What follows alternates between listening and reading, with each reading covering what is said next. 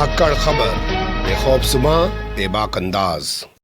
धाकड़ खबर के निज़ाम से मैं आपके साथ हूं। अकरम रईस खान होली पर दंगा कराने के लिए, या यूं कहूं कि होली के दिन बवाल कराने के लिए, आगजनी तोड़फोड़ कराने के लिए, कत्लेआम कराने के लिए, आतंक बर्पा करने के लिए, या दो समुदाय के बीच जो नफरत का एक माहौल बना हुआ है उसे और ज्यादा बढ़ावा देने के लिए संस्कारी योगेश चौधरी ने, जी हां, नाम को थोड़ा गौर से सुनिए, ध्यान से सुनिए, संस्कारी योगेश चौधरी ने अपनी महिला मित्र, हिंदी में बात कर रहा हूं मैं, इंग्लिश आप कर लीजिएगा, महिला मित्र के कहने पर या महिला मित्र की साजिश में शामिल होकर या महिला मित्र को खुश करने के लिए परपंच रचा था बहुत बड़ा गौशाला के भीतर।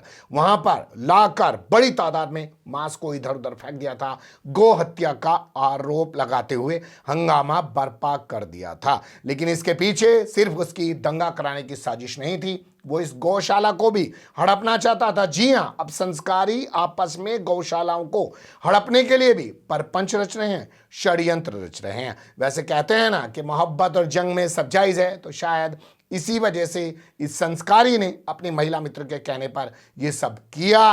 पुलिस ने अब खुलासा कर दिया है, इस संस्कारी को गिरफ्तार कर लिया है। महिला मित्र और उसका संस्कारी पिता अभी पुलिस की गिरफ्त से बाहर बताए जा रहे हैं। अभी तक की जानकारी सुनने के बाद आपके जहन में जो सबसे बड़ा सवाल उभर रहा होगा वो ये कि भैया कहां पे हुआ है ऐसा, और कब हुआ है ऐसा, और कौन है वो पुलिस वाला जिसने ऐसा खुलासा किया है। तो हर पहलू आपके सामने रखने की कोशिश करूंगा, लेकिन उससे पहले एक पुराना वीडियो है सहारनपुर का, यह खबर भी मैं आपके सामने कई दिन पहले रख चुका हूं, पुलिस अधिकारी को सुन लीजिए। करने वाले एक आरोपी को गिरफ्तार किया है, जिसने क्या कुछ कार्रवाई की गई। कल थाना सरसावा को सूचना प्राप्त होती है कि एक विश काम्बोज नाम का व्यक्ति जो कि नुमाइश कैंप का रहने वाला है, इसने अपने कुछ साथियों के साथ मिलकर अंबाला हाईवे पर कुछ मृत पशुओं के कंकाल रखकर जाम लगा दिया है और नारेबाजी की है। जब वहां पर पुलिस पार्टी पहुंची तो उसने पुलिस पार्टी के साथ ही बदतमीजी करी। इस पूरे प्रकरण में विश काम्बोज नाम के व्यक्ति को मौके से गिरफ्तार कर लिया गया है एवं इससे पूछताछ में ये बात सामने आई कि एक टीपू कुरैशी नाम का इसका दोस्त है, उसने इसको यह काम करने के लिए कुछ पैसे दिए थे, करीब 50,000 रुपए। उसकी जो टीपू कुरैशी है उसकी एक व्यक्ति से रंजिश चल रही थी। उसने कहा था कि जब आप जाम लगाओगे तो वो मौके पर टीपू कुरैशी आ जाएगा और अपने उस जिससे उसकी रंजिश चल रही है उसका नाम ले लेगा, जिससे पुलिस पे दबाव आएगा कि वो गोकशी करता है और उसके बाद वो उसे फंसा देगा। ये पूरा इन्होंने मिलकर षड्यंत्र रचा था। इस प्रकरण में टीपू कुरैशी को भी हमने नामजद मतलब वांछित किया है इस मुकदमे में। और जो जब इसकी क्रिमिनल हिस्ट्री देखी गई विशु की काम्बोज की, तो इसके 6 से ऊपर मुकदमे पूरे जनपद में पंजीकृत हैं और इसमें अग्रिम कार्रवाई थाना सरसावा पर की जा रही है। कहाँ से कंकाल लेकर आया था जो वहां पर रखे गए थे, इसको लेकर इसके बारे में जानकारी की गई। इसके कुछ संपर्क रहे हैं जो मृत पशु के हो जाते हैं, जो वहां से ये इसको इकट्ठा कर और इसने जो है वैमनस्यता फैलाने के लिए और माहौल खराब करने के लिए पूरा जो है किया है घटनाक्रम, और इसके बाद उसे कल गिरफ्तार कर माननीय न्यायालय के समक्ष पेश किया गया। सुना आपने, पुरानी हड्डी उठा के ले आया, टीपू कुरैशी से 50,000 रुपए लिए, जाम लगा दिया सहारनपुर के सरसावा इलाके में। पुलिस ने जब जांच की तो ये हिंदू योद्धा नाम का संगठन बनाकर घूम रहा संस्कारी, जिसका नाम विश कुमार, विश सिंह या जो भी करके है, वो पकड़ा गया है। तो संस्कारी खूब जो है अपना संस्कार दिखा रहे हैं, गा के नाम पर, गौहत्या के नाम पर दूसरों को फंसाने के लिए।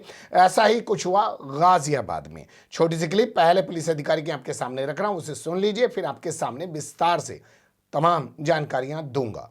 आपस में विवाद चल रहा था। नंद किशोर ने पहले भी कई IGRS वगैरह इनके खिलाफ दे रखा है और उनके साथ करवाते रहते हैं। इस बीच इन्होंने एक प्लान किया है, खाया गोकशी बना दिया जाए, तो इसमें कार्रवाई भी बढ़िया से हो जाएगी और जो है हमारा काम भी हो जाएगा। फिर हम इसके ऊपर मुकदमा लिख जाएगा, फिर इससे अपने आप छोड़ के भाग जाएंगे।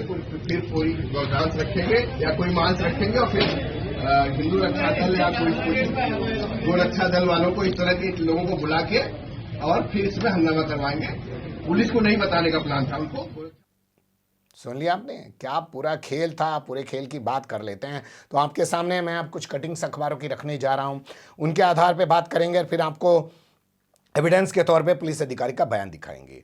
यहाँ का एक थाना पड़ता है सिहानी गेट। सिहानी गेट थाने का एक इलाका पड़ता है लोहिया नगर। लोहिया नगर में 2 गौशालाएं हैं। एक गौशाला का नाम है शिव चंडी गौशाला, जिसको चलाता है अरुण शर्मा।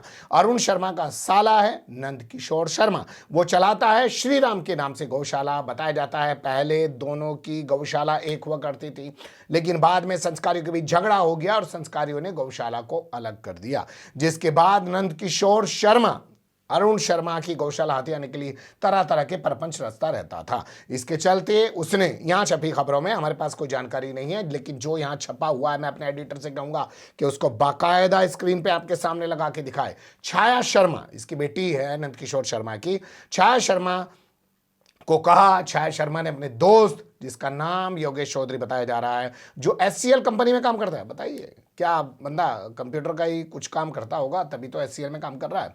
ये बंदा, उसको इसने तैयार किया और इस बंदे ने, जो पुलिस ने कहानी बताई, शिवम के साथ मिलकर एक इलाके में गए।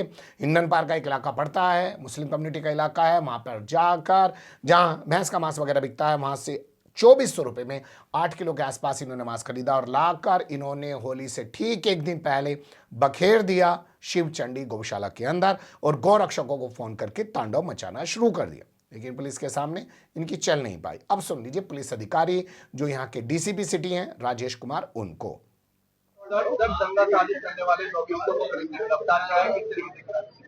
ये 12 मार्च की घटना है। थाना सिहानी गेट के लोहिया नगर में एक गौशाला है, उसमें कुछ मांस के टुकड़े मिले थे। बाद में उसमें पुलिस को सूचना दी गई थी कि यहाँ पे गोकशी हुई है।